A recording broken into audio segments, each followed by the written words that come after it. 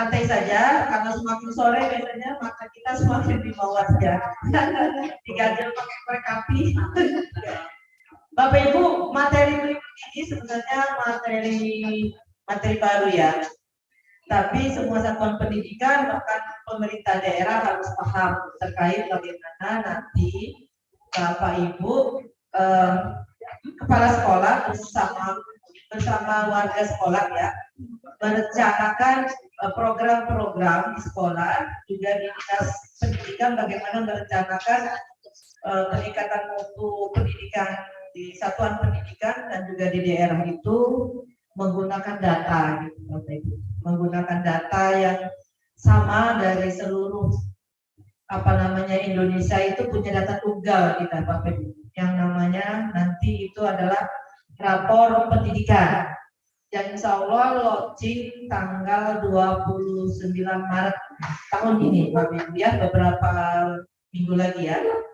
Nah kalau dulu tahun 2020 terakhir mungkin BP PAUD juga melaksanakan yang namanya program PP ya, penjaminan mutu Bapak Ibu.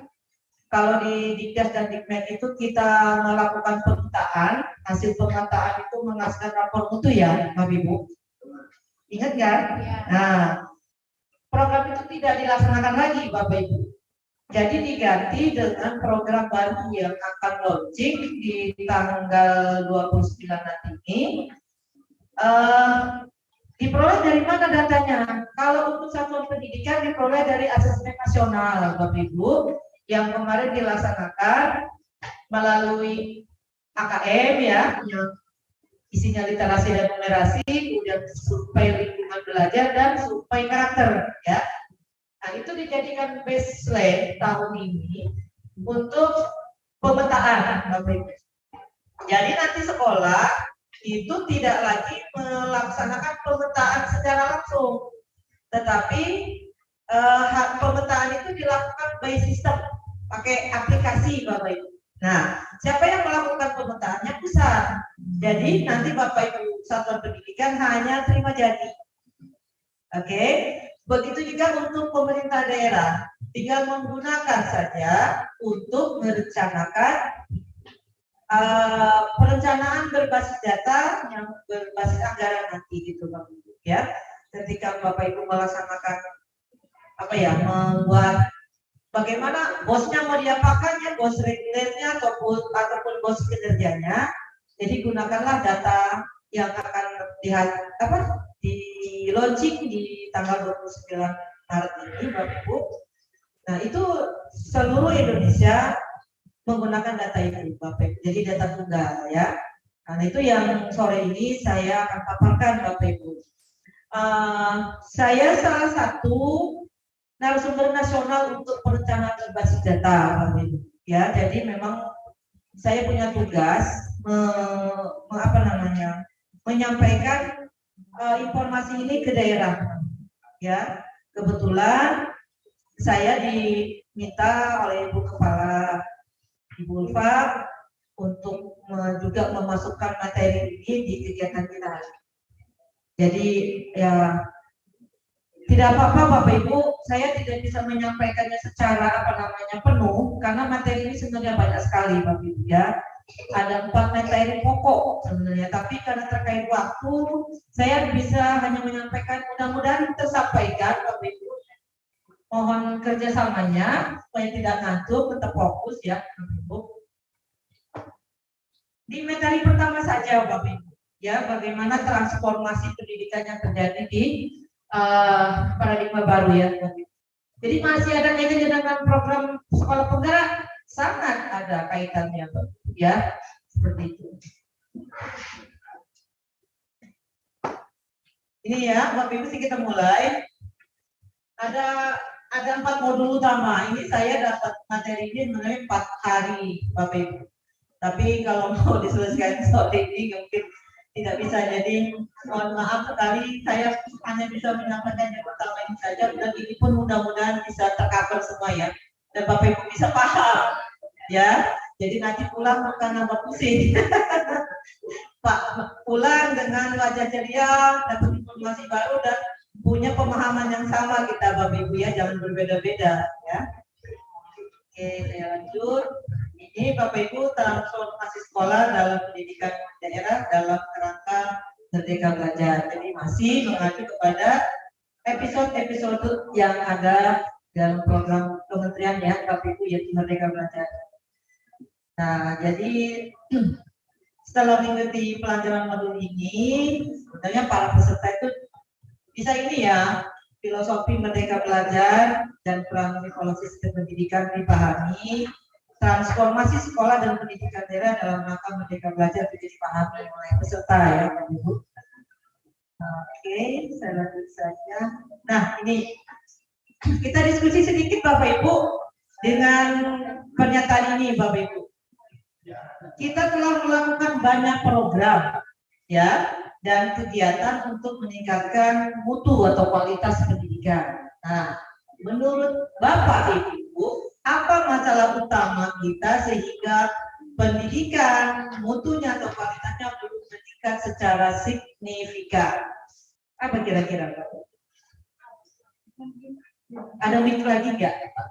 Supaya lebih. Biar nggak kantuk yang di belakang ya. Ya, yang di Zoom tinggal berapa partisipan kita Mbak Ori? Oh, masih lumayan banyak ya. Bapak Ibu semangat yang di Zoom ya. Oke, silakan Ibu. Mungkin salah satunya kan sebagai pendidiknya belum berani keluar dari zona nyaman.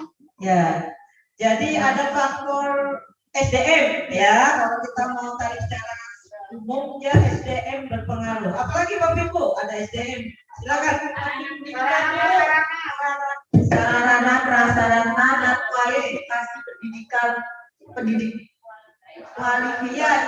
SDM. Ada lagi Bapak Ibu? Daya dukung, maksudnya dari pemerintah daerah, dari pemerintah pusat, dari para stakeholder ya. Apalagi ya pengawas termasuk stakeholdernya. Ada lagi Bapak Ibu? Motivasi dari dalam diri sendiri.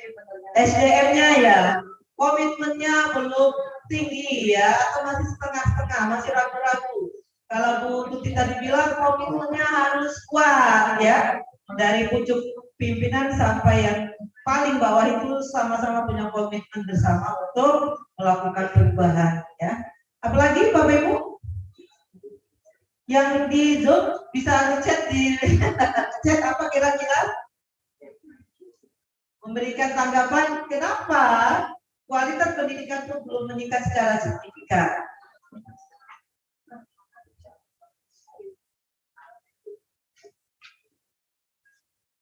Ketika Bapak Ibu membuat RKAS, rencana anggaran yang berbasis rencana kegiatan sekolah yang berbasis anggaran, dasarnya dari apa?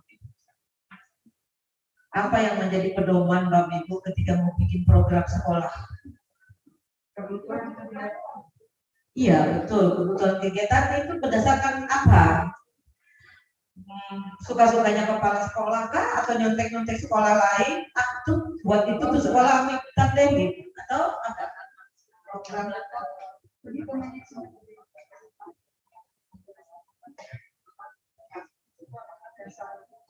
Iya, ketika Bapak Ibu menggunakan dana pos, baik reguler, baik dia afirmasi, baik dia pos kinerja, dasar membuat anggaran itu pakai apa? Pakai duga-dugaan, pakai asumsi, pakai rasa-rasa.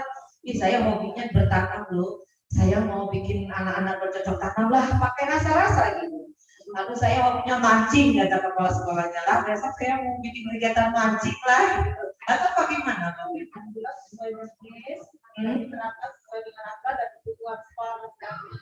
Iya, itu pakai apa Bu? Ya, kita lihat ya. Ini Bapak Ibu. Program atau kegiatan belum berdampak kepada peningkatan mutu disebabkan perencanaan belum berbasis data sesuai dengan masalah yang dihadapi. Ya, Bapak Ibu. Kondisi saat ini, Bapak Ibu, hasil belajar di bawah rata-rata dan kesenjangan antar kelompok dan wilayah masih sangat tinggi, Bapak Ibu. Jawa, Sumatera jauh Bapak Ibu perbedaan. Daerah kepulauan dengan yang tidak pulau juga terjadi kesenjangan ya Bapak Ibu ya.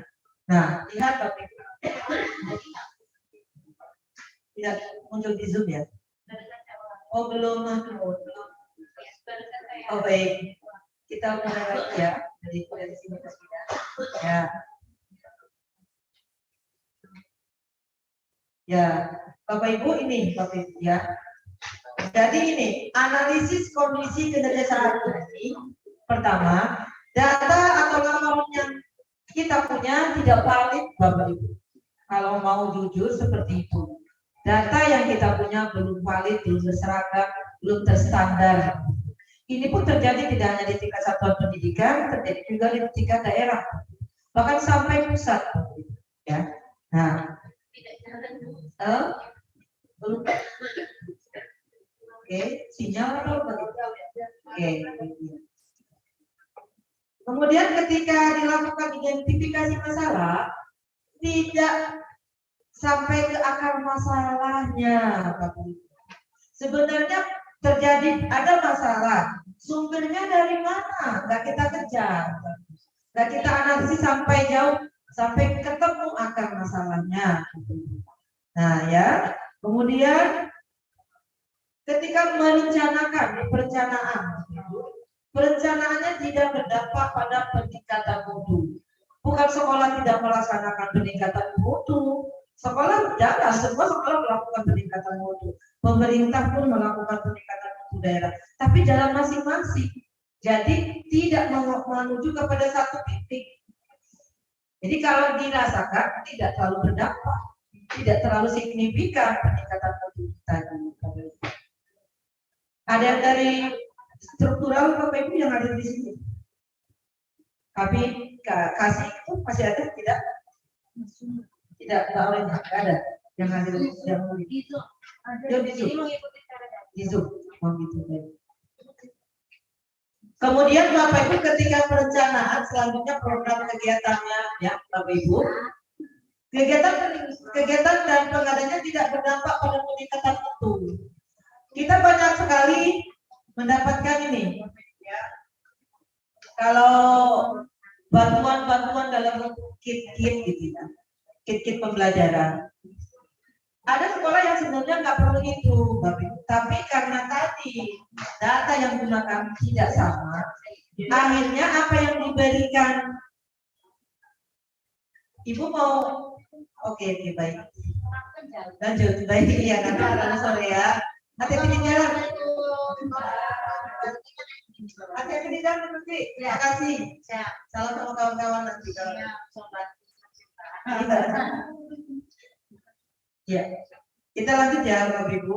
Ibu itu luar biasa itu semangat ya. Usianya nggak jauh berbeda dari saya itu.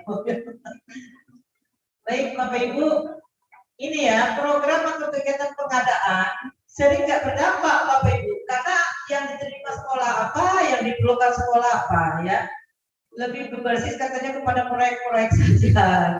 Karena apa? Ketika pengadaan itu berjalan dia tidak menggunakan data yang benar-benar valid. Sebenarnya sekolah ini perlunya apa? Apakah perlu uang kelas baru atau perlu sarana dan prasarana? Tiba-tiba yang dikirim beda lagi. Ya, seperti itu Bapak Ibu. Nah, kemudian tidak dilakukan ini Bapak Ibu. Kalaupun dilakukan, tapi tidak ada dampak monitoring dan evaluasi. Nah, ya Bapak Ibu. Jadi inilah Bapak Ibu yang terjadi sebenarnya di kondisi kita saat ini ya. Kondisi yang diharapkan adalah ini sudah banyak peningkatan hasil belajar baik yang kompetensi kognitifnya, pengetahuannya ataupun karakternya yang diharapkan kita.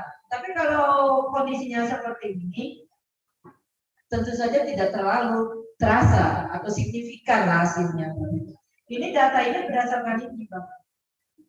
Data skor PISA dari yang terakhir di 2018 ya, mudah-mudahan nanti bisa yang berikutnya karena kita sudah mulai melakukan perubahan bergerak bersama dengan program sekolah penggerak, mudah-mudahan terjadi perubahan yang signifikan ya dari hasil PISA ya Bapak Ibu.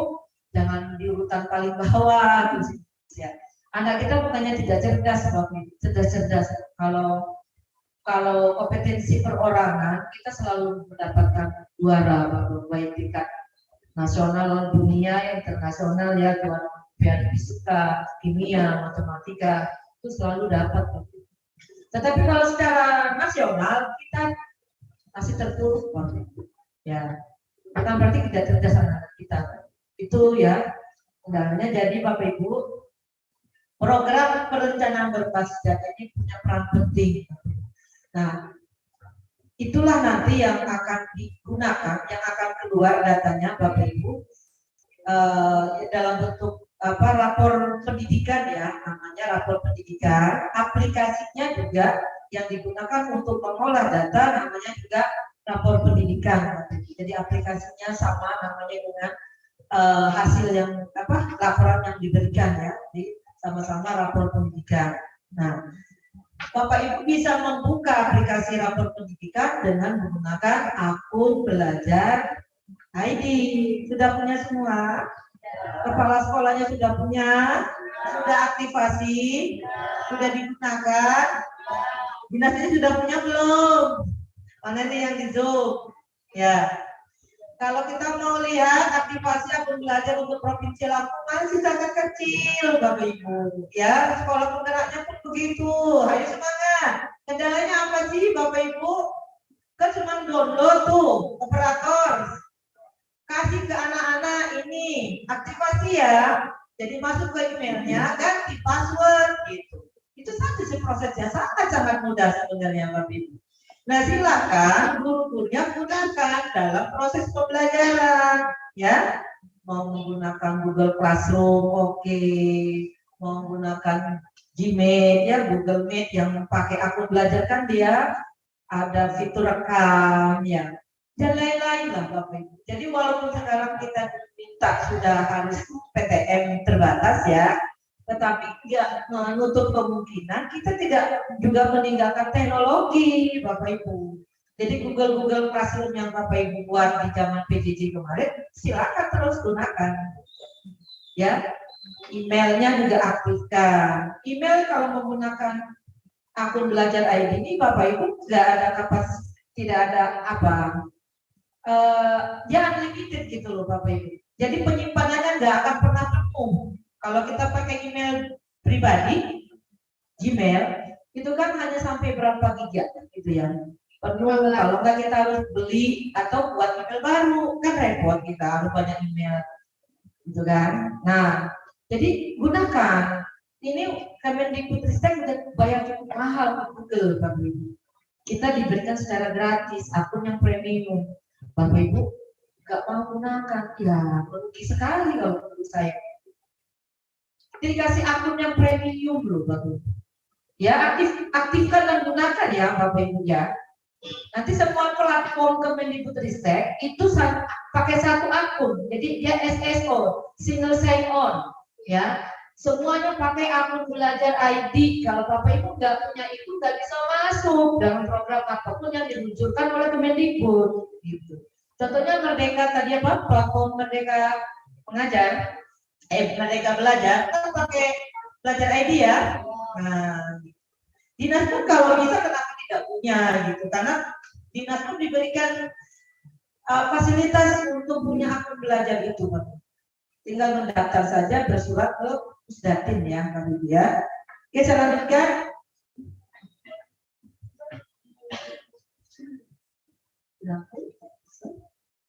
Dibantu.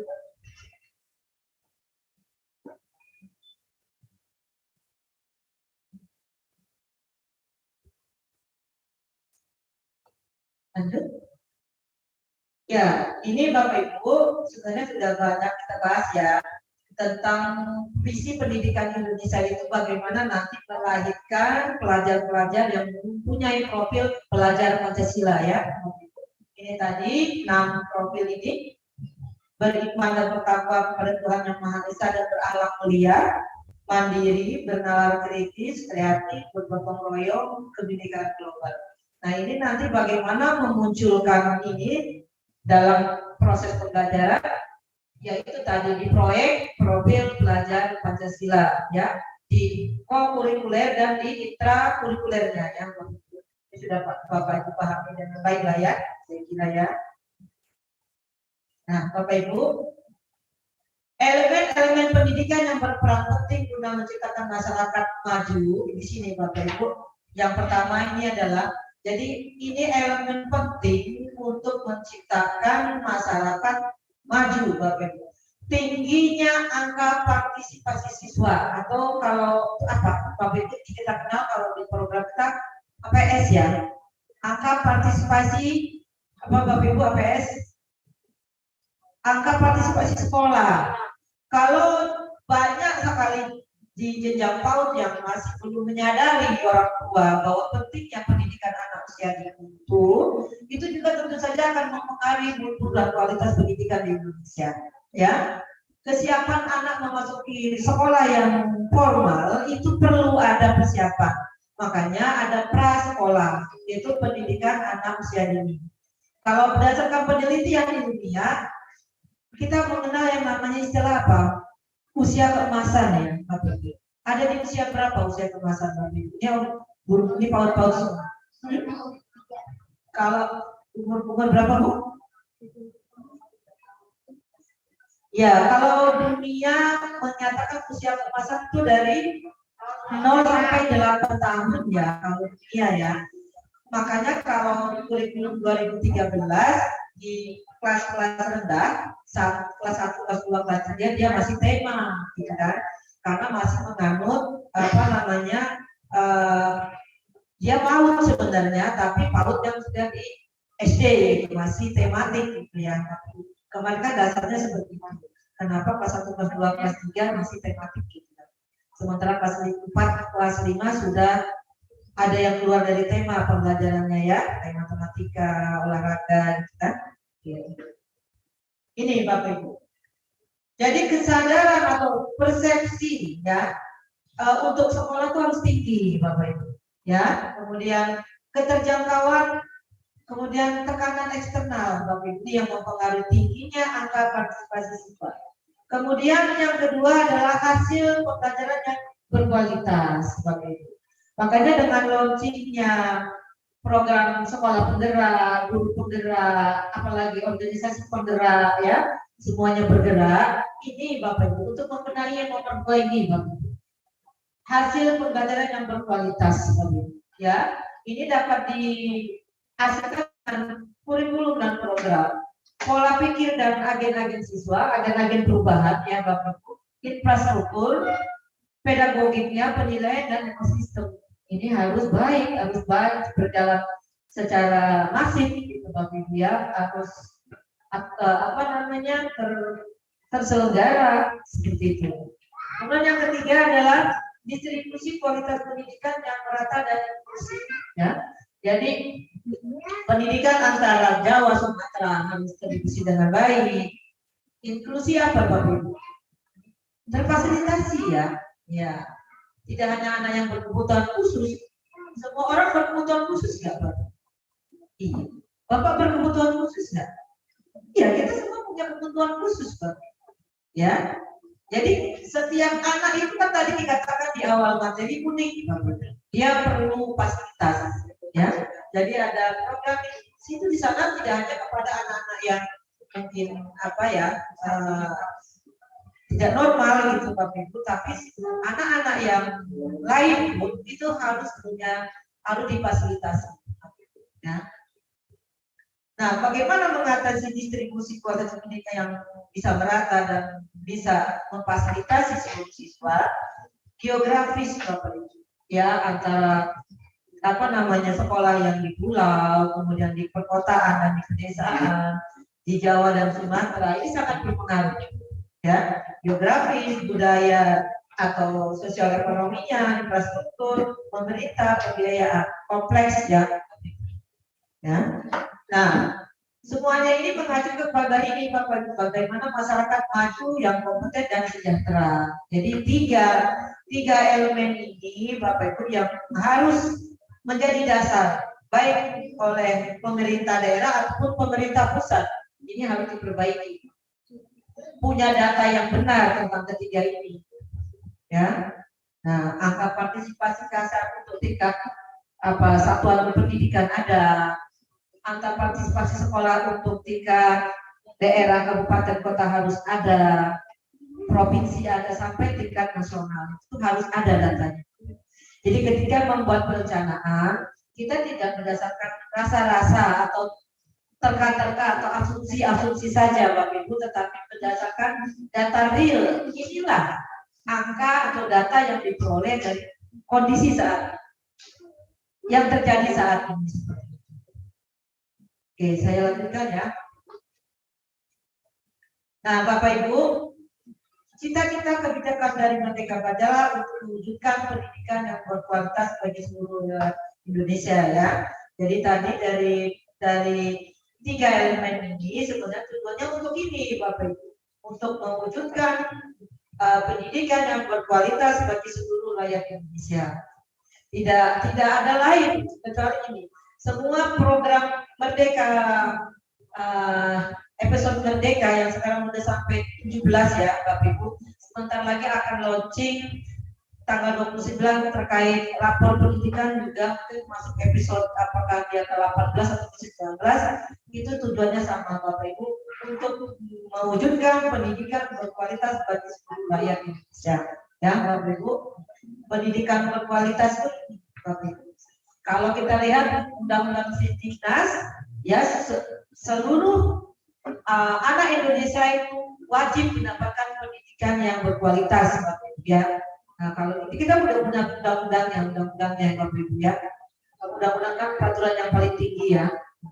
Jadi memastikan peserta didik mengalami kemajuan belajar sehingga lebih kompeten dan berkarakter. Jadi pengetahuannya bagus, keterampilannya luar biasa, tapi karakternya juga, karakter yang muncul adalah profil-profil pelajaran Pancasila tadi. Ya, yang ada 6 tadi ya, Bapak Ibu. Nah, kemudian ini fokusnya pada pengembangan kompetensi dasar dan karakter. Nah, ini sejalan sekali Bapak Ibu dengan program sekolah penggerak tadi ya. Jadi nyambung gitu Bapak Ibu ya dengan cita-cita dari Merdeka Belajar gitu Bapak Ibu. Kemudian bagi seluruh rakyat Indonesia, memastikan bahwa kelompok-kelompok yang termarginalkan atau sulit mendapat akses pendidikan dibantu Bapak Ibu ya, jadi merata gitu Bapak Ibu untuk mendapatkan hasil pendidikan yang berkualitas, yang di pedalaman, di hutan, yang di pulau, yang memang dia tinggalnya di laut ya, suku laut, suku rimba, anak rimba dan lain-lain ya, suku Baduy dan lain-lain yang memang jauh dari teknologi, jauh dari masyarakat umumnya, itu nggak boleh ditinggal gitu Pak Bu ya. Jadi bagi seluruh rakyat Indonesia ini akses pendidikannya wajib dapat berkualitas gitu Pak Bu. Sehingga ini adanya intervensi asimetris Bapak Ibu yang berfokus pada kesempatan kelompok termarginalkan. Tetapi tentu saja kurikulumnya nggak harus sama gitu. Kalau suku rimba pakai kurikulum K13 kurang pas juga gitu. Ya, itu tadi diberikan keleluasaan bagaimana cocoknya apa kurikulum di anak pulau, anak laut, suku laut ya, yang rumahnya di atas laut benar ya, gitu. Apakah dia harus mengenal pelajaran kimia yang tentang atom dan lain-lain? Apakah cocok? Apakah materi itu materi esensial yang dia butuhkan atau tidak? Nah, itu peran dari siapa Bapak Ibu? Ya, satuan pendidikan, dinas setempat, pusat dan lain. Dari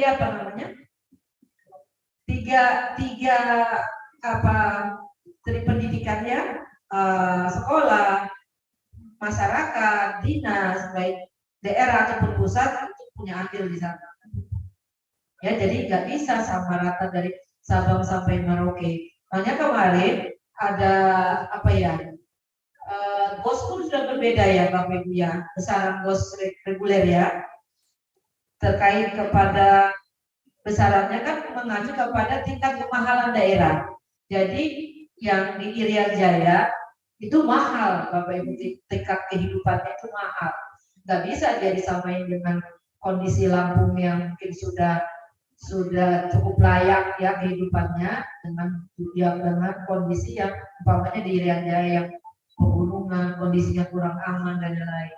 Ya, jadi ada relaksasi BOS kemarin itu ya Bapak Ibu.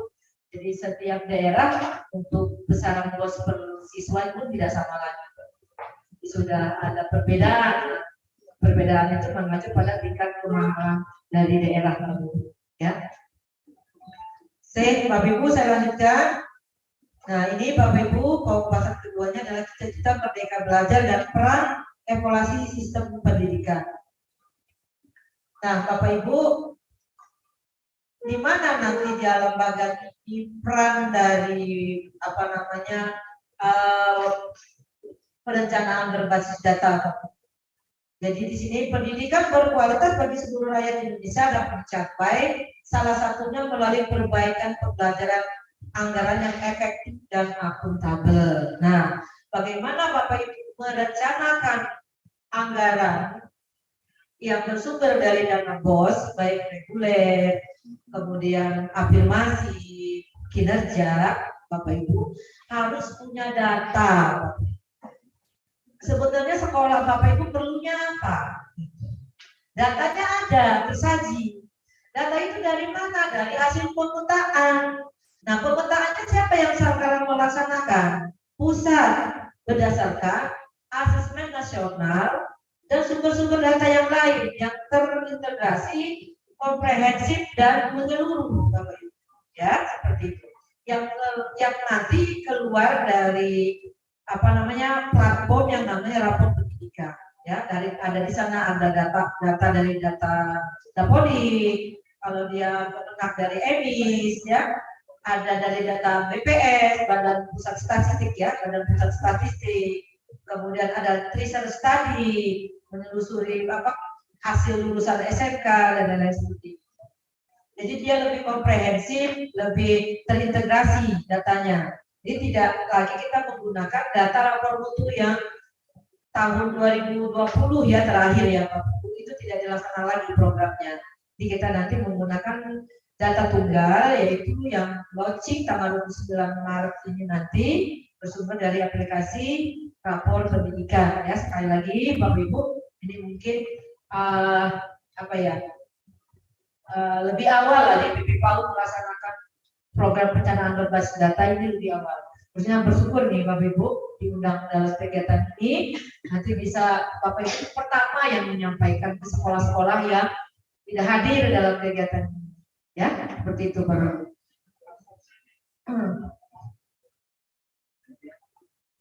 Oke, saya lanjutkan. Nah, kita perhatikan siklus ini Bapak Ibu. Kalau Bapak Ibu salah satu sekolah yang melaksanakan SPMI, sistem penjaminan mutu internal, ada yang di jenjang, kalau LPP kan memfasilitasinya dari Dikdasdikmen ya, BP PAUD atau PAUD kan tidak difasilitasi oleh LPP dari tahun kemarin ya, tapi mungkin dari tahun 2021, 2022 aja karena dirjennya udah gabung, jadi kita sudah mulai memfasilitasi PAUD. Yang dari SD ada Bapak Ibu SD yang hadir di sini? Iya. Bapak sudah pernah mendengar tentang sekolah model dulu gitu, sekolah rujukan ya yang melaksanakan SPMI ya, Ibu ya. Sistem penjaminan mutu internal itu kan dasarnya adalah rapor mutu ya yang dibedah ya, dianalisis sebagai evaluasi diri sekolahnya ya. Nah, sebenarnya tidak terlalu jauh berbeda Pak, tidak terlalu jauh berbeda. Cuma Bapak Ibu sekarang lebih dimudahkan, tidak lagi mengerjakan atau mengisi instrumen yang banyak-banyak seperti tahun-tahun sebelumnya ya. Pengawas ngisi instrumen, perwakilan guru, perwakilan komite, perwakilan wali murid, perwakilan siswa perjenjang dan lain, ngisi semua instrumen ya kan. Saking pentingnya gitu kan, akhirnya operator aja lah serahin sama operator. Benar nggak benar isi aja. Nah akhirnya data yang yang terakumulasi di rapor itu nggak sesuai dengan potret sebenarnya kondisi sekolah. Tuh, akhirnya ketika terakreditasi, ya dilakukan akreditasinya A, tapi rapor mutunya masih menuju SMP 1, jauh, nggak segini ya. Apa itu saya ikut ya? Ya. Ini materi ini memang luar biasa panjang Bapak Ibu.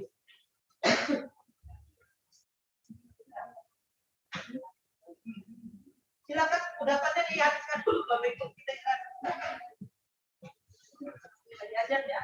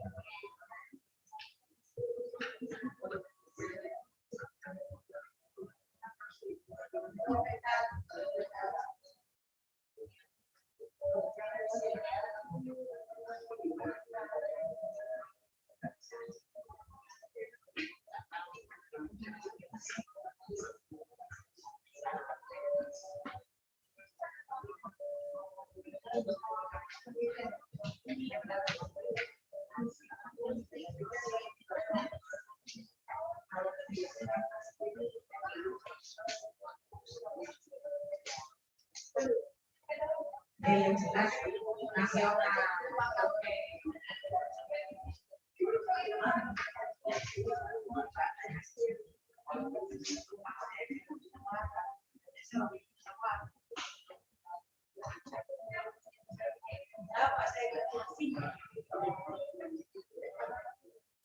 Baik Bapak Ibu, kita teruskan kembali. Silakan nanti kalau ada yang langsung ingin bertanya tidak apa-apa Bapak Ibu, diputus saja langsung tutup tangan ya, sehingga tidak terlalu panjang nanti malah pertanyaannya jadi lupa Bapak Ibu ya. Silakan, tidak apa-apa, kita sharing diskusi saja, nggak masalah ya Bapak Ibu. Tidak harus selesai paparan saya, tidak apa-apa. Kita lanjutkan Bapak Ibu. Di sini ini adalah semacam siklus perencanaan berbasis datanya ya. Di sini ada instrumen evaluasi layanan. Ini instrumen evaluasi layanan ini adalah satuan-satuan pendidikan dari jenjang PAUD, Dikmen, SMK gitu ya Bapak Ibu. Ini yang akan mengolah instrumen ini adalah pusat Bapak Ibu ya, kementerian. Kalau sumbernya dari sekolah itu berdasarkan data Dapodik, kemudian hasil asesmen nasional ya Bapak Ibu. Kemudian dari pemerintah daerah itu ada dari Badan Pusat Statistik, masuk di sana juga datanya, ada EMIS, ada apalagi ya, research study gitu ya, banyak sekali data yang akan masuk di dalam instrumen ini Bapak Ibu. Ini yang melaksanakan bukan sekolah, bukan pemerintah daerah, tapi ini pusat kementerian yang akan melaksanakan pemetaannya Bapak Ibu. Nah, hasil dari instrumen ataupun aplikasi yang masuk ke dalam rapor, aplikasinya namanya rapor pendidikan juga Bapak Ibu. Ini melahirkan ini profil pendidikan atau yang di dalamnya nanti ada rapor pendidikan ya.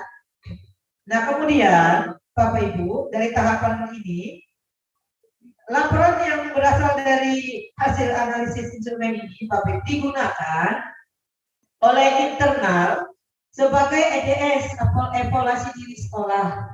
Inilah potret atau kondisi sekolah saya yang untuk tingkat satuan pendidikan ya Bapak Ibu. Nanti di sini juga akan keluar rapor pendidikan untuk daerah, baik kabupaten kota ataupun provinsi gitu. Ya, jadi kita punya data yang sama dari seluruh Indonesia. Tidak punya data masing-masing. Jadi akan terbaca siapa yang sebenarnya kurang ruang kelas, kurang terkait TIK-nya yang mana, yang kurang komputernya dan lain-lain. Jadi tolong ketika mengisi data Dapodik, data yang real yang diisi Bapak Ibu ya. Nah, data yang sebenarnya yang ada di sekolah. Terkait PTK pun seperti itu Bapak Ibu ya. Guru yang sudah linear siapa ya, yang belum S1 juga diisi sesuai dengan kondisi real. Jadi jangan sampai nanti data Dapodiknya nggak mewakili potret keadaan sekolahnya ya. Itu akan terjadi nanti yang menemui kesulitan sekolah itu sendiri kalau datanya data yang direkayasa atau dimarkup. Jadi tolong sampaikan kepada kepala sekolah untuk mengawal data Dapodik itu dengan baik, dengan real isinya ya Bapak Ibu. Kemudian Bapak Ibu, setelah dilakukan refleksi, kemudian digunakan data tadi untuk merencanakan peningkatan untuk pendidikan Bapak Ibu. Siklus berikutnya ini ya, kemudian dilaksanakan, kan akan muncul ini solusi-solusi ya Bapak Ibu, solusi-solusi bagaimana sih merencanakan peningkatan mutu ini. Dalam bentuk solusinya ada program-program atau kegiatan-kegiatan Bapak Ibu yang tentunya saja sudah berbasis anggaran ini Bapak Ibu ya. Nah, masuklah di ARKAS kita tadi Bapak Ibu. Nah, kemudian karena ini nasional, kalau di satuan pendidikan ini ada tahapan selanjutnya, evaluasi, monitoring dan evaluasi ya. Karena ini nasional, monitoring dan evaluasinya di sini. Kalau dia nasional ya, Bapak Ibu. Nah, kemudian Bapak Ibu, profil pendidikan yang dalam bentuk nanti juga ada rapor pendidikannya digunakan juga oleh pihak eksternal ya. Siapa pihak eksternal itu? Adalah badan akreditasi Bapak Ibu, baik BAN SM maupun BAN PAUD. Nah, untuk mengukur kinerja sekolah yang digunakan adalah rapor pendidikan tingkat satuan pendidikan. Ya, jadi model atau sistem akreditasinya pun agak berbeda Bapak Ibu dengan yang kemarin-kemarin. Kalau kemarin kita tidak ada data. Jadi yang di sekolah sudah 5 tahun, sudah 4 tahun atau 5 tahun ya atas akreditasi. 5. Pokoknya langsung akreditasi, gitu kan? Ini belum terambil sama sekali di akreditasi. Tanpa ada data, dia hanya dapat melihat ini sertifikatnya masih sesuai nggak umurnya, apa sudah habis. Nah, tapi sekarang tidak, Bapak Ibu. Jadi kalau kinerja sekolah dilihat dari rapor pendidikan yang terjadi peningkatan, walaupun masa akreditasi sekolahnya itu mungkin sudah berakhir, dia belum tentu langsung diakreditasi. Jadi boleh diperpanjang, Bapak Ibu, karena terjadi peningkatan mutu, peningkatan kualitas pembelajaran dan lain-lain yang dibaca dari sini tadi, dari profil pendidikannya dan rapor pendidikannya. Ya, jadi nggak bareng-bareng kayak kemarin. Yang penting udah habis masa sertifikat pasti akreditasi. Tidak, Bapak Ibu. Jadi nanti yang akan diakreditasi langsung didatangi oleh para asesor itu adalah sekolah-sekolah yang perlu perhatian khusus, di mana rapor mutunya, bukan rapor mutu, mohon maaf, rapor pendidikannya, kinerja sekolah yang tergambar di rapor pendidikannya mengalami penurunan atau tidak mengalami peningkatan. Nah, seperti itu. Walaupun mungkin secara sertifikat dia masih berlaku akreditasinya. Jadi nggak nunggu harus 5 tahun, Bapak. Ya. Nah, itu bukan wacana, itu yang sudah berjalan ya, Bapak. Kemarin kan ada yang sebenarnya sudah habis akreditasinya tapi diperpanjangkan. Ya, diperpanjang sampai tahun 2026 ya. Nah, banyak sekolah yang kemarin diperpanjang karena berdasarkan ini ternyata dia mengalami peningkatan mutunya, rapor pendidikan. Jadi ada anggaran yang terhemat juga, Bapak Ibu ya. Nah, jadi ada sistem yang juga berubah, Bapak Ibu, dengan pola baru ini ya, akreditasinya tidak seperti kemarin. Jadi siap-siap Bapak Ibu, setiap tahun kan ini dilakukan evaluasi berbasis data ini. Nah, kinerja sekolah benar-benar dilihat dari hasil profil pendidikannya. Begitu juga kinerja daerah, ya, karena rapor yang dihasilkan tidak hanya tingkat satuan pendidikan, tapi juga rapor daerah yang dihasilkan di sana, ya, Bapak Ibu. Dan itu harus digunakan sebagai data untuk perencanaan, ya. Tidak ada data lain, itu data yang digunakan, data tunggal, ya, Bapak Ibu. Oke, ini Bapak Ibu. Evaluasi sistem pendidikan itu bertujuan untuk meningkatkan mutu dan pemerataan pendidikan ya. Nah, ini Bapak Ibu tadi layanan ya, dari PAUD, program kesetaraan, SD, SMP, SMA, SMK, SMP, pendidikan. Nah, layanan-layanan pendidikan ini dievaluasi Bapak Ibu. Dievaluasi melalui asesmen nasional. Ini yang lebih lengkap ya, penjelasannya seperti ini Bapak Ibu. Asesmen nasional, kemudian ada data analisis data satuan pendidikan, GTK dan pemerintah daerah ya, sumbernya dari Dapodik dan lain-lain, Bapak Ibu. Nah, hasil ini dilakukan dihasilkan untuk pemerintah pusat, pemerintah daerah dan lembaga mandiri. Jadi kesatuan pendidikan ya, maksudnya ya, Bapak Ibu. Nah, hasil evaluasi sistem pendidikan ini akan melahirkan profil pendidikan atau rapor pendidikan, Bapak Ibu.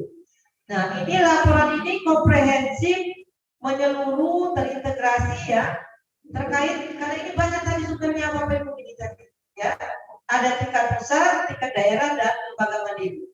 Nah, ini laporan tadi kemudian digunakan oleh satuan pendidikan ataupun daerah. Kalau daerah yang menggunakannya adalah Bapeda ya atau Balitbang ya, Bapak Ibu, untuk perencanaan yang khusus kepada pendidikannya, untuk ini untuk perencanaan dan pelaksanaan peningkatan mutu pendidikan. Oke, bisa dipahami ini Bapak Ibu? Materinya memang sangat panjang dan lengkap Bapak Ibu. Kami menerima ini sebagai narasumber nasional itu 4 hari 4 malam Bapak Ibu. Nah, ini harus kita dalam sehari saja kayak legenda-legenda itu bikin canggih 1000 dalam 1 malam. Iya. Tapi sebagai informasi awal sudah juga ya Bapak Ibu. siap-siap lah, jadi nggak kaget banget. Sudah ada sosialisasi yang dilakukan oleh BP PAUD Provinsi Lampung terkait perencanaan berbasis data, ya. Oke, saya lanjutkan, Bapak Ibu. Ini ya, profil pendidikan ini menjadi sumber utama nanti Bapak Ibu ya untuk menentukan kebijakan, program, dan kegiatan di pusat, daerah maupun satuan pendidikan, Bapak Ibu. Jadi sumber datanya ini nanti Bapak Ibu. Nah, kemarin saya dengar dari Bu Ulfa sudah ada ini ya Bu Mbak Orin apa advokasi terkait kontak ya untuk Pos Lembang ya. Nah, jadi daerah pun sudah diadvokasi, didampingi Bapak Ibu. Mungkin belum ke tingkat satuan pendidikan ya, karena memang terkait anggaran, kita juga menipis anggaran PT itu Bapak Ibu. Nah, yang difokuskan kita advokasinya ke daerah dulu. Jadi mengundang apa namanya, tidak hanya dinas pendidikan, Bapeda, kemudian habilitasi semua yang terkait dan mengelola anggaran daerah itu diberikan advokasi ya. Kalau tidak salah sudah ya BP PAUD melaksanakannya bisa LPP ya, kegiatan secara daring dari informasi dari Pak. Nah, kami pun di Kepri sama Bapak, baru selesai minggu kemarin. Nanti akan dilakukan rakorteks tingkat kabupaten kota dan hasilnya kita akan menggunakan data yang sama gitu Bapak, dari profil program pendidikan yang akan launching di tanggal 29 Maret ini. Nah, satuan pendidikan pun nanti jangan khawatir Bapak Ibu. Bapak Ibu juga nanti oleh LPP, BP PAUD akan mendampingi Bapak Ibu juga bagaimana menggunakan rapor pendidikan itu untuk perencanaan berbasis data untuk tingkat satuan pendidikan ya, seperti itu. Ini karena kebenaran saya mengisi ini dan saya juga narasumber nasional ini, jadi Bu Ulfa minta tolong materi ini disampaikan juga ya, jadi double nih dapatnya ya Bapak Ibu. Ya, terima kasih sama BP PAUD Provinsi Lampung Bapak Ibu, lebih cepat dapatnya ya informasinya ya. Ini ya Bapak Ibu, tadi profil pendidikan nasional ini kemudian digunakan untuk analisis kebijakan dan program yang pusat ya Bapak Ibu menghasilkan kebijakan dan program pusat. Kemudian yang daerah Bapak Ibu digunakan nanti ada ini ada advokasi konsultasi pendampingan ini oleh UPT ya Bapak Ibu. Digunakan oleh daerah menghasilkan kebijakan dan program daerah ya. Ini jangan khawatir, nggak ditinggal Bapak Ibu, ada pendampingan dari UPT ya, dari kementerian yang ada di daerah. Kemudian yang untuk sekolah digunakan untuk evaluasi diri sekolah, digunakan hasilnya digunakan sekolah untuk peningkatan mutu. Jadi Bapak Ibu bikin program itu tepat sasaran gitu Bapak Ibu, tetap tepat guna gitu. Terkait program yang intrakurikulernya atau kokurikulernya masukkan ke dalam bos kinerjanya pas karena berbasis data tadi gitu Bapak. Ya, terkait bagaimana program literasinya, bagaimana program numerasinya, karakter dan lain-lain yang tercermin di profil pelajar Pancasilanya itu sesuai karena berbasis data. Ya. Kalau kita berpikir secara ilmiah, scientific approach ya, pendekatan ilmiah pakai data kan Bapak. Iya, bukan pakai rasa-rasa atau nyontek-nyontek program sekolah lain gitu. Tapi sebenarnya nggak diterima oleh siswa kita. Nah, ibu sibuk gitu kan, apa namanya? Ayo beli laptop gitu kan. Ada semua. Tapi sebenarnya yang dibutuhkan itu adalah bukan laptopnya, tapi bagaimana teknologinya dulu yang dibekali sama guru. Nah, karena tidak ada data tadi, sehingga program yang dibuat, yang dimasukkan di dalam rencana kerja anggaran sekolahnya, di atasnya tidak sesuai. Ya, mudah-mudahan dengan perbaikan sistem yang baru ini, Bapak Ibu, penganggaran baik di tingkat satuan pendidikan, daerah sampai pusat itu bersinergi ya, Bapak Ibu ya. Jadi setahun pertama ini kan masih pemetaan kita, karena baru pertama juga asesmen nasional ya, Bapak Ibu. Nah di tahun kedua nanti sudah kinerja di sekolah akan diperhitungkan di sini. Ya, siap-siap Bapak Ibu, jangan terlena gitu. Ya, di tahun ini memang masih gunakan untuk pemetaan. Tapi untuk selanjutnya mengukur kinerja maju mundurnya satuan pendidikan, maju mundurnya pendidikan di daerah pakai ini. Ya. Saya lanjutkan. Ini yang materi terakhir ini di pokok bahasan pertama ini Bapak Ibu agak lebih cepat dan Bapak ya. Transformasi sekolah dan pendidikan daerah dalam kerangka Merdeka Belajar. Nah, Bapak Ibu, kalau kita mau jujur sebelumnya ya ini dan terjadi yang diharapkan ya Merdeka Belajar bertujuan untuk mentransformasi apa Bapak? Transportasi, bergerak ya, berubah gitu kan. Tapi secara cepat gitu Bapak Ibu. Jangan lambat, jangan evolusi bertahun-tahun gitu kan. Kita udah ketinggalan jauh dari negara-negara lain Bapak Ibu. Kalau bisa kita lebih cepat Bapak Ibu ya, transformasi yang terjadi ya. Mentransformasi layanan pendidikan yang berdampak pada kualitas hasil belajar dan kemerataannya ya. Jadi jangan lagi punya pemikiran yang sempit, ganti menteri, ganti kurikulum gitu ya, bikin sibuk guru-guru aja, bikin repot kepala sekolah aja gitu ya. Jangan berpikiran seperti kita buka paradigma baru, pola pikir kita ubah ya. Yang paling harus cepat berubah itu sebenarnya adalah pendidikan ya. Nah, sebelumnya seperti ini yang terjadi Bapak Ibu. Belajar sebagai kewajiban atau tugas, benar nggak? Ya, anak-anak dari rumah belajar ke sekolah itu bukan dengan rasa senang hati, terpaksa, takut dikepung sama bapak ibunya di rumah, ya kan?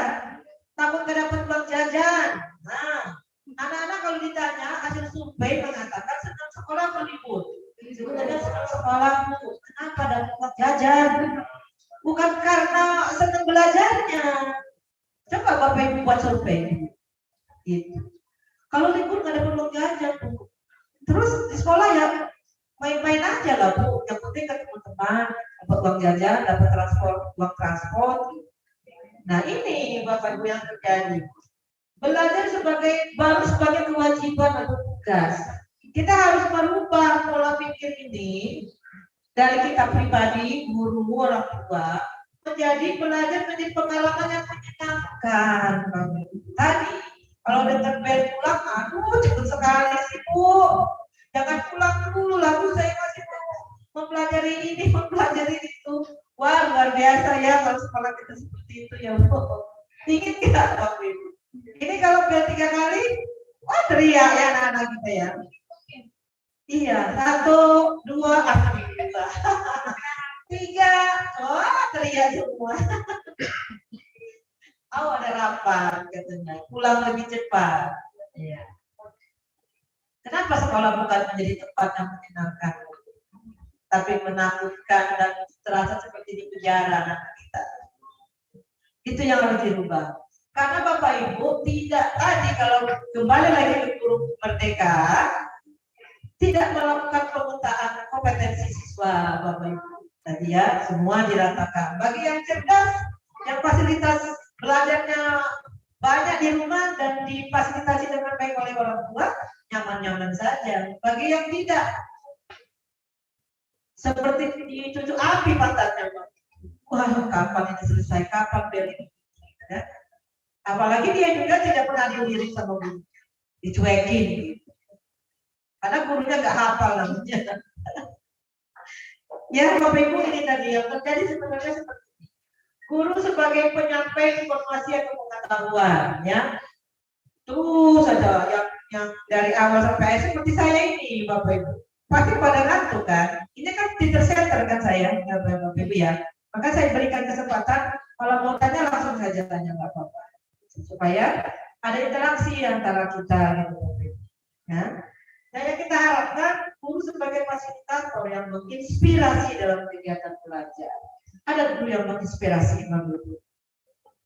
Luar biasa kalau guru-guru kita sudah menjadi inspirasi bagi siswa-siswanya, ya. Jadi dia selalu merindukan kehadiran gurunya. Ini selalu datang ke sekolah bertemu karena dia menjadi inspirator buat dia, ya seperti itu. Kemudian ini Bapak Ibu, pendekatannya homogen, satu kurang untuk semua. Repot ini Bapak Ibu. Tentu saja anak-anak yang tadi dengan pola belajarnya berbeda, latar belakang keluarga berbeda. Kalau yang dianggap homogen ini ya, dia tidak bisa anak Bapak Ibu tidak akan pernah mengetahui apakah anak-anak itu bisa berkembang sesuai kemampuannya, ya. Yang kita harapkan pendekatan benar pada siswa berbasis kebutuhan individu. Makanya Bapak Ibu diperingan dengan capaian pembelajarannya, dipilih ya materi-materi esensial saja yang Bapak Ibu bisa suguhkan kepada siswa, ya. Tentu saja memilihnya jangan sendiri ya, dengan musyawarah dengan pengawas, dengan para pakar, pelatih ahlinya, kemudian dengan dinas, dengan pengawas binaan ya, Bapak Ibu ketika memilih materi-materi esensial, bahkan libatkan wali murid ya, Bapak Ibu. Ya. Kemudian kegiatan pembelajaran perlu optimal memanfaatkan teknologi ya, Bapak Ibu. Kalau masih ada sekolah yang melarang penggunaan handphone, HP, itu pun sudah tidak tepat, Bapak Ibu. Ya, kita akan Bapak Ibu, kita salah juga kalau anak-anak masih Bapak Ibu larang di sekolahnya menggunakan handphone. Tanpa Bapak Ibu larang pun dia tetap menggunakan handphone, Bapak Ibu. Nah, bagaimana Bapak Ibu bisa menanamkan penggunaan handphone itu semaksimal mungkin untuk proses pembelajaran dan minimal mungkin yang mengurangi dampak negatifnya itu seminimal mungkin. Nah, aturannya yang harus dibuat dengan baik. Perjanjian seperti apa penggunaan handphone di sekolah itu, Bapak Ibu, itu yang sebenarnya harus dibangun di sekolah, ya. Karena kalau Bapak Ibu tidak memperkenalkan teknologi, salah sekali Bapak Ibu, ya. Karena kita lihat banyak sekali tenaga kerja sekarang yang sudah hilang. Profesi-profesi yang hilang ya Bapak Ibu dengan teknologi, benar nggak? Dulu waktu jalan tol itu baru dibangun banyak sekali petugas tol, ya kan? Sekarang ada tidak? Ada lagi petugas tol. Hilang kan itu Bapak Ibu? Digantikan oleh apa? Teknologi Bapak Ibu. Ya. Penjaga parkir pun sekarang tak ada yang di pintu-pintunya. Sudah scan. Nah, kalau anak-anak kita masih Bapak Ibu larang penggunaan teknologi, dia akan tertinggal juga. Jadi dia tidak bisa bermimpi nanti saya mau jadi apa, sementara di masa dia 10 atau 11 tahun atau 12 tahun ketika dia selesai pendidikan formalnya, dia masih gampang, saya nggak tahu, sementara dia bilang masih kalau sekarang nggak tepat lagi mau jadi apa, nanti jangan lagi tanya seperti itu Bapak. Tapi pertanyaannya begini, mau membuat apa kamu nanti, mau menghasilkan apa nanti, itu diganti Bapak, ya. Mau jadi YouTuber ya monggo silakan, nggak apa-apa. Karena memang ada profesi-profesi baru yang muncul di abad 4.0 ini, Bapak. Banyak sekali, ya. Nah, itu yang harus kita antisipasi. Banyak pekerjaan yang hilang, ya. Di bandara-bandara itu juga sudah banyak yang berkurang, Bapak, ya. Karena sudah pakai tadi aplikasi, pakai sistem dan lain-lain seperti itu. Nah, kalau kita melarang anak mengenal teknologi, mereka juga nggak punya cita-cita, nggak punya mimpi bagaimana memanfaatkan teknologi itu untuk menciptakan lapangan kerja baru, ya di tahun-tahun berikutnya. Ya, baik, saya lanjutkan. Ya, ini pemangku kepentingan bekerja dengan sistem sendiri. Nah, Bapak Ibu, tolong membuka pikiran kita seluas mungkin, Bapak Ibu. Keluarlah dari zona nyaman, ya. Jadi tadi permasalahan yang disampaikan tadi pertanyaan bahwa kebentur dengan aturan yang kaku tadi, jangan. Saya pernah alami hal yang sama, Bapak Ibu, ketika mengunjungi sekolah, guru-gurunya mengeluh, Bu, nggak bisa Bu, kami format RPP itu harus begini Bu. Kenapa? Siapa yang melarang? Pengawas kami, katanya harus sistemnya harus ke bawah, harus dimunculkan, harus dibulet-buletin. Sibuk kita dari Sabang sampai Merauke bertahun-tahun hanya ngebahas seperti ini. Yang nggak boleh itu bukan berbagai model MPP-nya, yang nggak boleh itu yang nggak buat MPP. Mau materi ke samping pun monggo silakan. Wong yang menggunakan gurunya sendiri bukan pengawasnya kok. Jadi Indonesia itu ribut dengan hal-hal kecil. Tolong dirubah. Keluar dari zona nyaman, Bapak Ibu. Terimalah perubahan, ya, Bapak Ibu. Itu yang mungkin yang harus kita samakan juga. Keluar dari zona nyaman, terima perubahan, berpikir positif, ya, seperti itu, Bapak Ibu. Ya. Itu banyak sekali. Silabus harus ada sekian, kalau nggak ada komponen itu nggak boleh. Nggak juga. Model pembelajaran harus ditulis. Ya nggak juga. Kalau di dalam inti, di kegiatan inti sudah kita bisa baca, oh ini berarti menggunakan proyek nih. Oh ini menggunakan berbasis masalah, ini menggunakan discovery query. Ya nggak harus ditunjukkan. Model pembelajaran inquiry nggak perlu juga ditulis, nggak apa-apa. Ya, yang nggak boleh itu yang nggak buat FPP. Ya, Bapak Ibu. Karena masih ada guru-guru yang nggak mau menerima perubahan. Kecil Bu, saya sudah hafal di luar kepala materi itu, ampun dah gitu kalau ada guru yang masih seperti itu. Jadi pas di kelas nggak bawa apa-apa, cuma bawa spidol. Wah, kacau kan? Akhirnya tujuan pembelajaran yang tadi besar-besar ada di tulisan di Selawus Kadi kan nggak tercapai. Marah biasanya. Ya, dia tidak memberikan pembelajaran yang standar, penilaian yang standar, memfasilitasi yang diinginkan Merdeka Belajar. Ya, itu yang kita rubah ya Bapak Ibu ya. Kita harus menerima perubahan itu lebih cepat Bapak Ibu. Ya, ini dengan sistemnya sendiri ini tadi program dan ekosistem didorong oleh pemerintah. Ini pengambil kepentingan sebagai agen perubahan ya. Nah, tidak hanya murid yang Bapak Ibu gunakan sebagai agen perubahan, tapi semua jadi agen perubahan. Ini yang kita harapkan dari program-program Merdeka Belajar. Bisa nggak kira-kira Bapak Ibu buat menjadi ini bisa? Semangat ya. Biasanya kalau di ruang pelatihan semangat. Nanti udah sampai sekolah kecil lah. Ya kan ya Bapak Ibu ya. Ya. Karena apalagi nanti sekolah penggerak itu akan mandiri Bu. Jadi berbahagialah yang dapat angkatan 1, angkatan 2, angkatan 3 ini.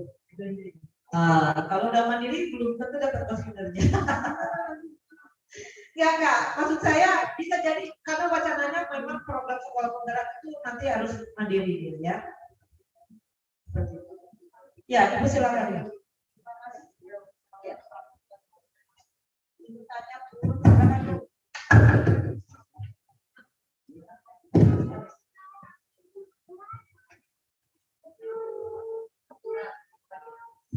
Baik, terima kasih Bu. Izin bertanya. Assalamualaikum warahmatullahi wabarakatuh. Saya tertarik dengan yang tadi pengelolaan berbasis data tentang perencanaan berbasis data yang berkaitan dengan perpanjangan akreditasi Bu. Saya melihat itu pun dan ini terjadi di lapangan. Ya, saya tahu dan saya melihat memang. Itu beberapa lembaga, mohon maaf sekali Bu. Itu kalau dalam penilaian kemarin itu Ya mungkin sudah tahu ya Bu, nilainya mohon maaf sekali. Kenapa dia lebih tinggi dibanding TK-TK atau lembaga yang memang kelihatan sekali dari administrasinya, kemudian dari fasilitasnya, kemudian dari SDM pendidiknya, jumlah peserta didiknya, dan juga luas lahan serta fasilitas yang ada di lembaga kami. Jadi itu kebetulan saya juga pernah sampaikan kenapa hal itu terjadi.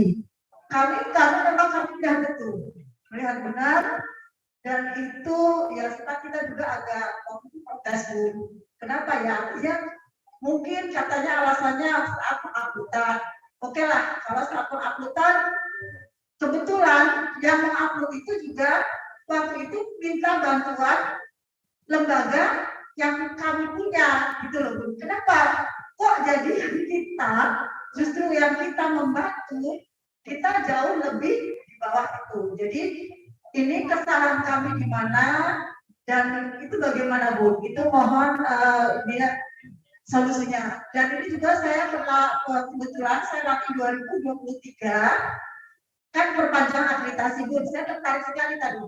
Ya. Saya kemarin coba membuka. Katanya kalau mutu lembaga itu naik bisa dibuka. Saya coba dengan membuka NPSN. Nah, ke si Spena ya. Ya, saya sudah coba buat kemarin. Data ada ngasih tahu, buka aja ini. Saya coba, kenapa tidak terbaca lembaga saya itu Bu?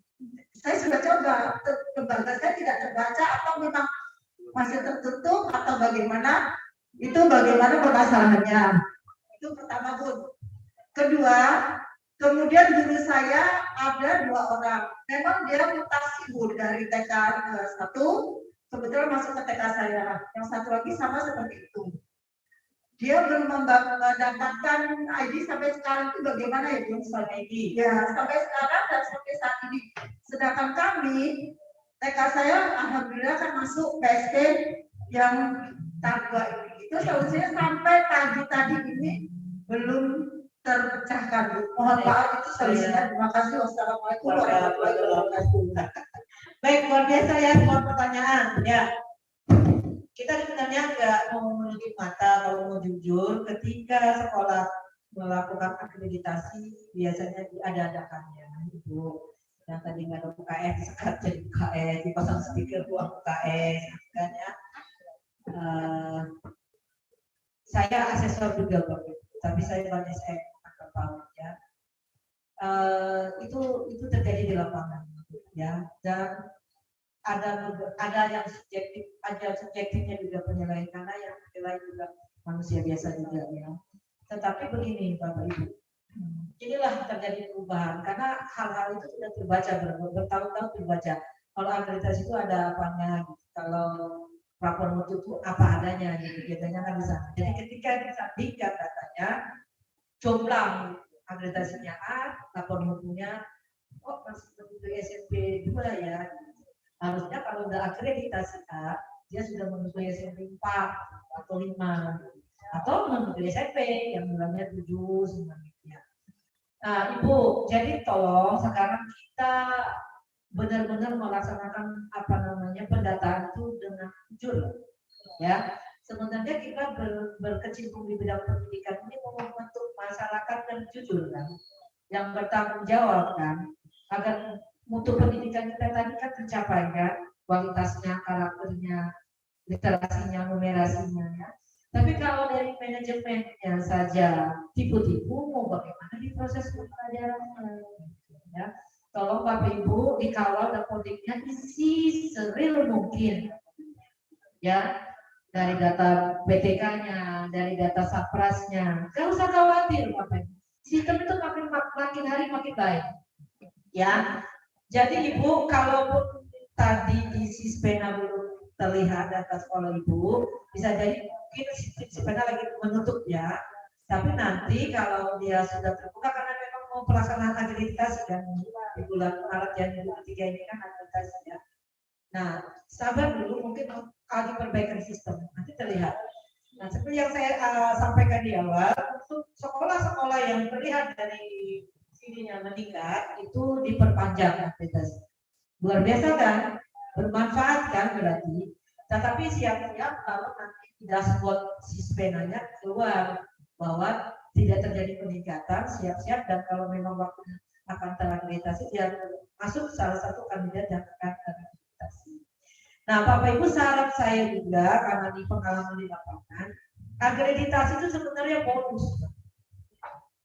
Bonus dari apa yang dilakukan dalam peningkatan mutu pendidikan. Jadi nggak harus ukur berminggu-minggu. Kalau pas masuk puasa malah sahur di sekolah. Karena mau apa? Mau akreditasi. Lah, kan yang dilakukan setiap hari itu kan ya itu yang akan dikumpulkan di akreditasi. Kita lemah dalam pendataan. Nah, contoh nih, umpamanya kegiatan seperti ini dilakukan di sekolah ya, bukan di lembaga PP PAUD seperti ini. Sekolah melaksanakan di teknik nih, undang saya apa. Nah, ini masuk di standar apa sebenarnya kegiatan ini, Bapak Ibu? SMP-nya di mana? Kompetensi guru masuk. Di mana di standar isi proses pengelolaan masuk ya. Jadi pada saat selesai kegiatan, apa yang dibutuhkan sebagai output dari kegiatan ini apa? Apakah ini ada workshopnya, ada yang harus dihasilkan? Buat, ya kan? Terus terkait administrasi untuk terkait anggaran yang dikeluarkan, buat. Apanya? Foto-foto, absensi, berita acara dan lain-lain. Buat, Bapak Ibu. Masuklah ke dalam SMP-nya. Nah, kalau Bapak Ibu kontinu mengadministrasikan kegiatan sekolah, kegiatan proses pembelajaran, apapun itu, akreditasi itu nggak perlu lembur, Bapak Ibu. Tinggal sajikan saja dengan tim asesmen data. Dia minta apa? Minta apa? Karena memang sistem sudah terbangun di sekolah itu. Nah, ini lemahnya sekolah kita. Kadang yang panitia yang bertanggung jawab PIC-nya, PC-nya itu tidak membuat laporan itu dengan baik setelah selesai kegiatan. Itu salah satu lemahnya kita, Bapak Ibu. Kita nggak nutup mata terkait pengadministrasian kita lemah. Bapak Ibu coba lihat di laptopnya, apakah penyimpanan datanya sudah bagus? Bingung kalau nggak, file itu udah ada loh sama saya. Ada di mana ya, semua dibongkar. Foldernya nggak akan juga. Ternyata ada di picture. Data ada di picture. Ya picture foto ya. Karena kita tidak punya dasar bagaimana pengadministrasian dari dokumen dan lain-lain. Itu harusnya masuk sebagai di pengelolaan di manajemennya dibenahi. Nah, mulai dibenahi. Fungsi dari manajemen manajer kepala sekolah kan ada fungsi sebagai manajer itu manajerialnya dibenahi, pengelolaannya. Nah, kalau itu berjalan, akreditasi hanya bonus lagi. Karena memang kita wajib melaksanakan peningkatan mutu. Nah, terkait permasalahan tadi, hanya diambil jalan keluar dulu. Kita sajikan rapor profil pendidikan ini untuk melihat kinerja sekolah yang akan dilakukan akreditasi. Nah, ya bisa ya sebentar. Bisa dipahami, Ibu? Bisa ya? Jadi nanti dimulailah mengisi data Napodiknya itu harus benar ya, Bapak Ibu ya. Benar, jangan diserahkan semua sama operator ya. Divalidasi oleh kepala sekolah dengan pengawasnya. Oke? Ya? Ya. Ya, Pak, silakan, Pak. Ya, terima kasih, Ibu. Ya. Jadi Ibu sudah mengatakan kaitannya dengan perencanaan generasi muda Ya. yang diambil dari rapor pendidikan Ya. hasil daripada AKMBK. Ya. AKM atau AMBK? AMBK. Ya. Jadi kita sudah mengerjakan 30 anak itu sebagai sampel kelas 5. Tapi kalau untuk sekolah penggerak itu kelas 4 dan kelas 5 untuk sampelnya. anak akan mengerjakan waktu itu literasi, numerasi, dan survei karakter, survei kita. Ya. Nah, pada saat itu sudah kita lakukan, alhamdulillah. Nah, alhasil yang akan dirilis pada tanggal 29. Ya. Beberapa data lain ya Pak. Ya. Mungkin saya bisa dikasih contoh Bu, bocoran untuk rapot itu. Ada. Ya, jadi saya mohon untuk ditayangkan. Nah, bagaimana? Karena itu kan bentuknya masih rapot, masih utuh. Yang akan mengolah itu adalah kita atau sekolah akan diolah seperti pada PMP yang Ibu jelaskan kemarin. Ya. Jadi kita harus analisis mana yang masih merah, mana yang sudah biru, makanya seperti itu. Betul. Ya, nah nanti sehingga dari yang merah tadi itu akan dibuat suatu perencanaan prioritas yang sehingga nantinya pada akhir akan menjadi rencana kerja sekolah atau RKAS. Ya. Kan begitu Bu. Jadi saya kepengen sekali melihat contoh daripada rapor sekolah tadi. Terima kasih, itu saja Bu. Terima kasih. Jadi kita lihat rapornya ya Pak. Ya, sebenarnya ini Bapak, saya ulang lagi di atas. Ini. Ini. Ada 4 materi sebenarnya perencanaan berbasis data ini Pak. Ya, cuman dikenalkan dari yang pertamanya saja Bapak. Dulu masuk ini. Profil pendidikan sebagai sumber utama dalam penanganan pariwisata. Ini materi IPA, letaknya rapor. Kita buka ke sana. Ya, coba ya. Nah, nanti bagaimana sekolah melaksanakan mekanisme perencanaannya di sini materi ini. Bagaimana perencanaan atau mekanisme perencanaan di pemerintah daerah di materi yang keempat. Nah, jadi memang sebenarnya pertanyaan Bapak bukan ngarang juga, benar, ada. Cuman waktunya apakah cukup gitu Pak? Nanti kita minta tolong Ibu Kepala mengadakan kegiatan lanjutan. Oke. Saya siap dipanggil walaupun daring ya. Nah, ini Pak, saya jauh sekali ke bawah gitu kan Pak. Aduh, lama ini Pak. Ya.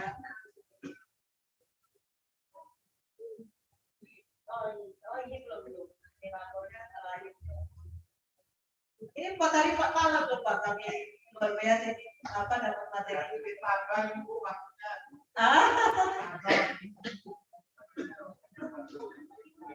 Oke, sebentar ya. Kalau Excelnya pun ada Pak, jadi nanti bisa dibuat dalam bentuk Excel ya. Jadi bisa dibuat buat pemetaannya gitu Pak. Nah ini Pak. Ini rapor pendidikan ya, aplikasinya namanya rapor pendidikan. Nah, ini kan ini materi didapat di bulan Februari, jadi masih bergerak ya materinya ya Pak ya. Jadi ada bacaan tentang pelayaran terus tentang rapor pendidikan dalam materi kami masih dapat buka, gitu ya. Kan kemarin masih dalam proses, tapi kalau sekarang udah jadi tunggu gaji Pak Menterinya saja ya. Nah ini nanti masuk di sini. Link ini harus dibuka dengan akun belajar ID. Ya. Setiap sekolah nanti diberi akses, terutama kepala sekolahnya yang untuk membuka. Tapi kalau pengawas bisa tidak. Ya SSO, ya single sign on. Kalau pengawasnya mau lihat, monggo minta sama kepala sekolahnya untuk rembuk. Boleh nggak melihat rapor? Pasti boleh ya. Masa pengawas boleh lihat.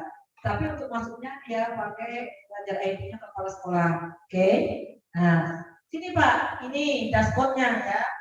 Nah, selamat datang dan gitu kan.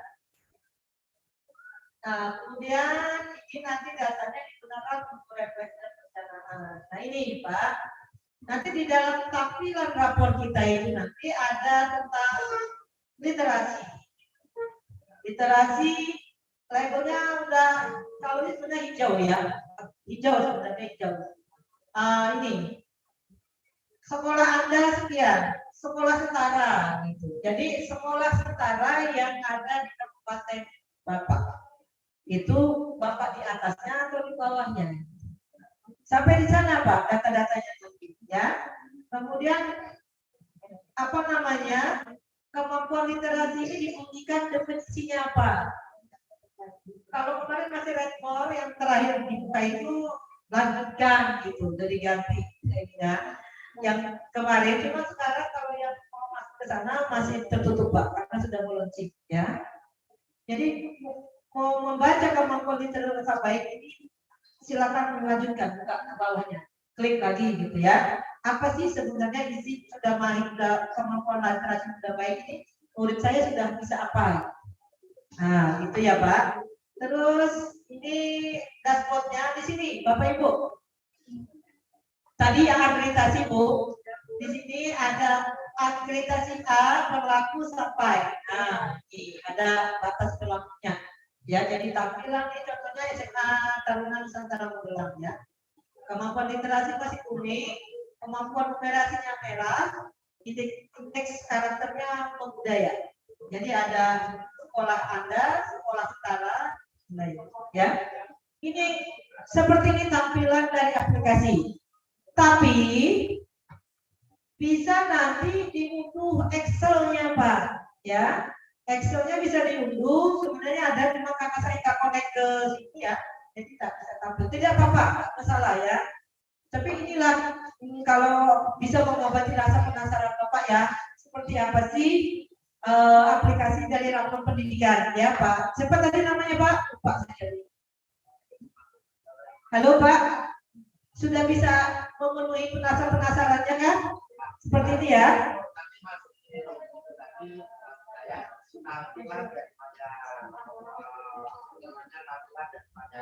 Ini dashboard Pak, di dashboard. Di dashboardnya seperti ini. Yang ada iya ini begini tampilannya. Ini screenshot loh Pak. Ini screenshot dari tampilan dashboard. Seperti ini tampilannya.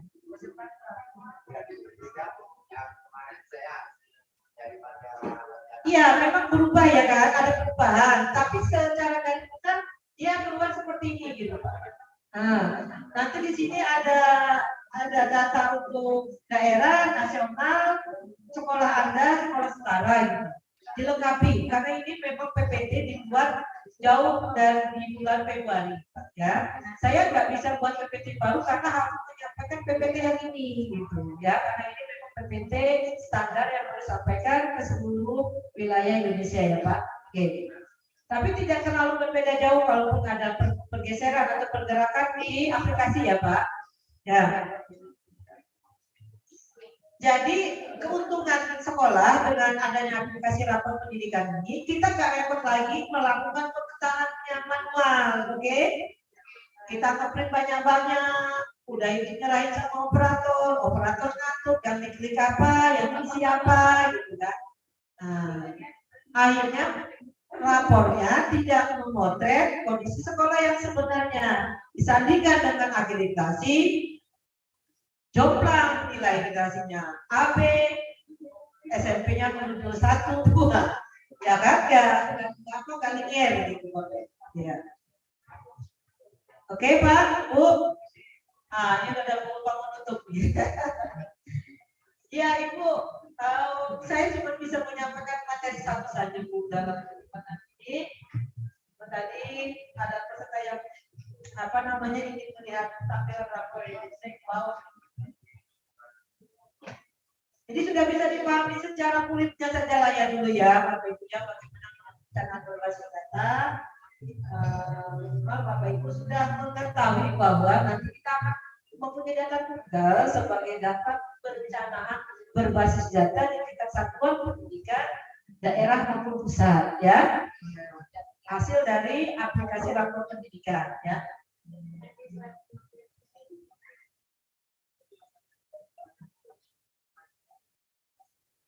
Coba buka bisa yang ke bagian tadi di awal kalau kami ini langsung. Oke, Bapak Ibu masih ada yang ditanyakan? Cukup? Cukup lupa katanya. Mudah-mudahan bisa ya Bapak Ibu membawa apa yang saya sampaikan ini satu persepsi yang sama ya.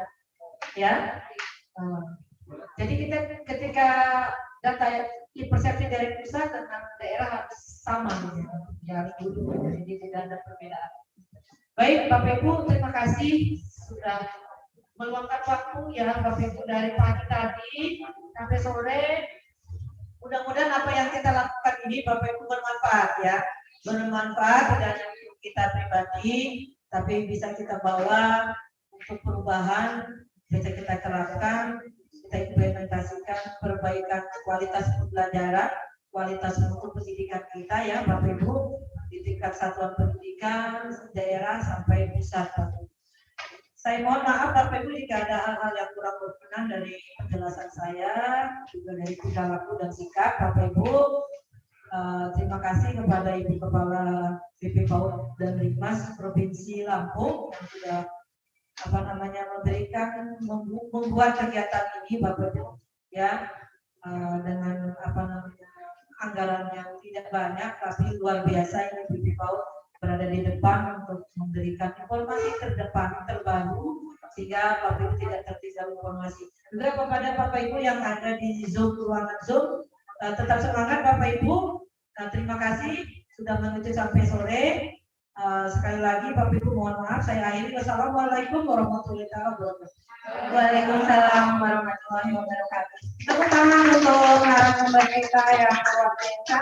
Namun tampaknya waktu harus kita sudahi, meskipun materinya sebenarnya masih panjang. Baik Bapak Ibu hadirin yang kami hormati, untuk kegiatan ini akan ditutup oleh Bapak Kasubag TU Bapak Iswandi MSH. Dipersilakan.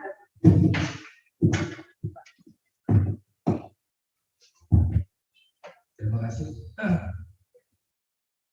Assalamualaikum warahmatullahi wabarakatuh. Kami pun pertama-tama sama-sama kita hormati Kepala BP PAUD dan Dikmas Provinsi Lampung, Ibu Dr.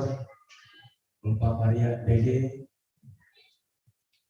yang sama kita hormati dari pagi sampai jam 4 masih bertahan narasumber kita, Ibu Maria MPD. Kita bukan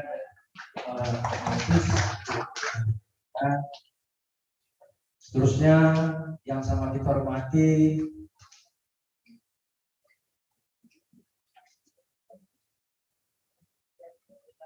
yang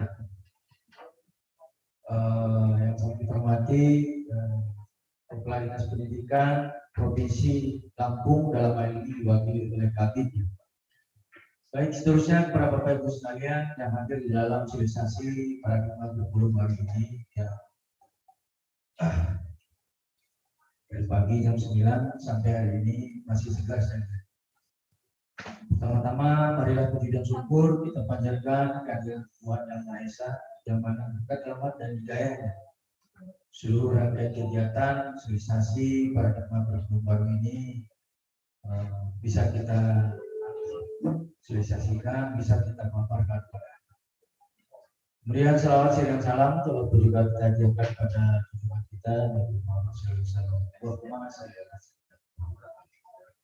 Bapak Ibu sekalian yang saya hormati, bahwa kegiatan ini kita selenggarakan adalah untuk memahami paradigma kurikulum baru ini yang akan kita selenggarakan di tahun 2022 sampai 2024. Apalagi sudah banyak paparan yang diberikan oleh narasumber. Harapan kami Bapak Ibu sekalian nantinya akan dibawa ke lingkungan sekolah memahami. Maka tadi kita harapkan Bapak Ibu banyak mempertanyakan sesulit apa, mungkin. Kalau kita sudah paham, nanti di sekolah akan kita kembangkan kurikulum baru ini menjadi kepedean kita ada. Ini harapan kita dari BP PAUD membuat kegiatan ini bagaimana Bapak Ibu sekalian untuk mengantarkan perjuangan dari sekolah penggerak ini. Yang namanya kurikulum paradigma baru ini terbatas. Khusus kita selenggarakan di sekolah penggerak. Mungkin nanti di satuan pendidikan sampai tahun 2024 mungkin akan kita menyeluruh satuan pendidikan baik SD, SMP, SMA. Sekali lagi saya ucapkan terima kasih atas undangan kami yang sudah dihadiri oleh Bapak Ibu sekalian. Semoga apa yang sudah diberikan oleh narasumber bermanfaat terus. Baik, dengan izin masih ada ya. 153 orang. Oh iya, sekali lagi kami sapa teman-teman kita yang masih aktif di Zoom kita virtual di dalam rangka kegiatan sosialisasi kurikulum paradigma baru ini. Mudah-mudahan baik secara tatap muka maupun virtual apa yang sudah diberikan oleh narasumber benar-benar bermanfaat untuk kita kembangkan di lingkungan sekolah kita. Terutama kurikulum baru ini yang perlu saya sampaikan banyak sedikitnya bahwa paradigma baru ini penyempurnaan baik dari mungkin Ibu Bapak Ibu sekalian sudah memahami maupun dari kompetensi 2004, 2006 KTSP, K13 ini disempurnakan sehingga menjadi paradigma baru untuk kurikulum kita di tahun 2022. Saya yakin Bapak Ibu sudah berpengalaman, tetapi ada sedikit yang perlu kita paham. Kalau di kurikulum K13 mata pelajarannya ini sudah baku, ya kan? Ini nggak bisa kita rubah. Ini kita menilai itu per minggu. Kalau sekarang melihat dari paradigma baru ini hak kebebasan mereka belajar maupun mereka cara proses pembelajaran, memberikan pembelajaran ini dikasih kepada Bapak Ibu sekalian 1 tahun lamanya. Tidak ada maupun mata pelajaran yang ganjil atau genap diberikan kewenangan kepada Bapak Ibu untuk sebagai pengajar. Nah ini bedanya. Mudah-mudahan dengan adanya sosialisasi kegiatan teknis paradigma kurikulum baru ini bisa kita laksanakan. Nah, kita sepakat Provinsi Lampung untuk melaksanakan kurikulum baru ini. Baik, karena waktu juga sekali lagi saya ucapkan terima kasih baik yang langsung dari Bapak Ibu tatap muka maupun virtual pada hari ini dengan mengucapkan izin Allah Subhanahu wa taala. Bismillahirrahmanirrahim. Kegiatan sosialisasi paradigma kurikulum baru ini saat itu akhir kata saya sudahi wabillahi taufiq wal hidayah. Wassalamualaikum warahmatullahi wabarakatuh. Waalaikumsalam warahmatullahi wabarakatuh. Terima kasih Bapak Narasumber. Terima kasih kepada para narasumber hebat kita yang sudah luar biasa memberikan informasinya hari ini. Hingga sore ini masih semangat loh ini sebenarnya. Dan terima kasih kepada Bapak Ibu hadirin yang sudah masih segar ini sampai sore hari ini. Semoga kegiatan ini bisa kita ambil manfaatnya. Dan saya pribadi selaku moderator mohon maaf yang sedalam-dalamnya jika dalam saya memandu kegiatan dari pagi hingga sore ini ada perkataan maupun tingkah laku yang kurang berkenan.